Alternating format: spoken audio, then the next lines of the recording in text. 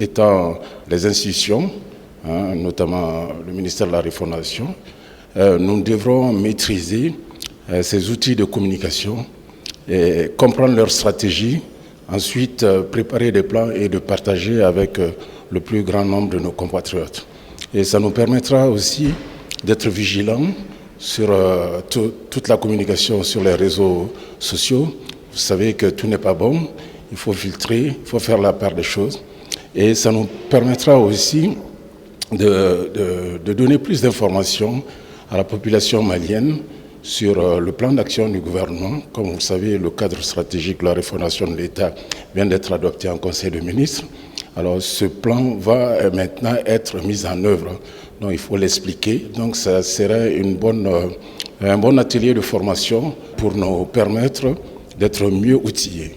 D'abord, savoir faire un concept de communication, comme je l'avais dit un petit peu, maîtriser le plan de communication et ensuite véhiculer, c'est une promotion en fait aussi, véhiculer la communication à bon escient et faire attention à des communications dangereuses. En tant que spécialiste de la santé, je peux dire que c'est très nécessaire parce que la communication institutionnelle a quand même joué un rôle très capital, surtout en période de crise, dans la transmission de l'information. Et l'information, c'est vraiment la gestion, le socle même de la prise de décision. L'organisation de cet atelier permet de renforcer vraiment les compétences dans ce domaine, d'être armé avec des outils nécessaires pour pouvoir bien communiquer. Moi, je suis intéressée surtout sur la communication en période de crise, parce que chez nous, il y a la crise en période sécuritaire, mais il y a la crise aussi en période d'épidémie. L'épidémie aussi est une période d'insécurité. Donc tout ça va nous permettre vraiment de poser les jalons. Avec l'ère de l'Internet, actuellement les informations circulent partout et souvent sans être triées, alors qu'il y a des informations qui ne sont pas à transmettre.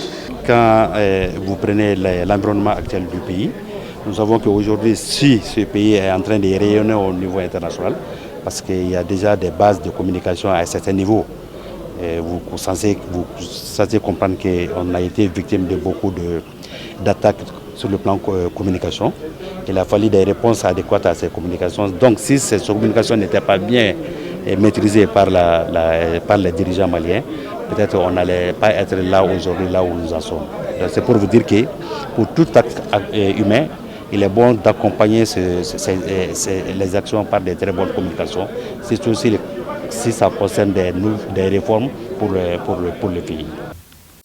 Aujourd'hui, vous convenez avec moi, il est plus que nécessaire d'initier les agents de l'administration en technique de communication institutionnelle, surtout au regard du contexte de crise multiforme que traverse notre pays depuis 2012, crise exacerbée par des fausses informations ou des rumeurs, mais également des commentaires et déclarations tout azimut.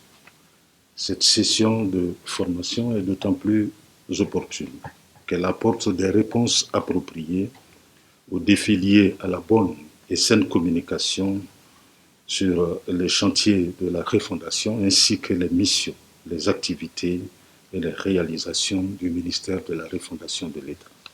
Durant 3 jours, vous serez à l'école d'éminents experts dans le domaine de la communication pour vous permettre de vous approprier l'approche conceptuelle de la communication institutionnelle et de maîtriser la méthodologie d'élaboration de la stratégie et du plan de communication institutionnelle.